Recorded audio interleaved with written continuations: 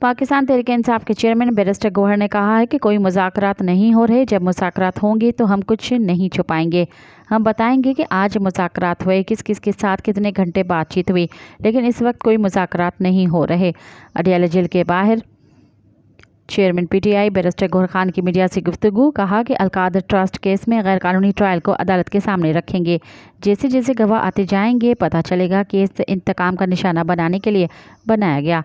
आज Al-Qadir trust case की समाअत हुई। मीडिया को समाअत के दौरान अंदर नहीं आने दिया गया। ये सब कुछ गैर कानूनी और गैर आईनी हो रहा है। बैरिस्टर गौहर अली खान ने कहा कि अलकादर ट्रस्ट केस सियासी इंतकाम का केस है। बानी पीटीआई ने बहावल नगर वाक़े पर शदीद तहफ़्फ़ुज़ात का इज़हार किया। मुल्क में जंगल का कानून है। जब बानी पीटीआई के घर के दरवाजे तोड़े गए तब किसी ने माफ़ी नहीं मांगी। उन्होंने मज़ीद कहा कि 3 माह से सुप्रीम कोर्ट से पटिशन सुनने की इस्तदा कर रहे हैं। हमारे केसेस की समाअत के लिए लगाया जाए। हमारी पटिशन्स को ताहाल नहीं सुना गया। मज़ीद ख़बरन ऐं तफ़सीलात लाइ विज़िट कयो असांजी वेबसाइट www.awamiNewsHD.com ऐं ॾिसंदा रहो अवामी न्यूज़ HD।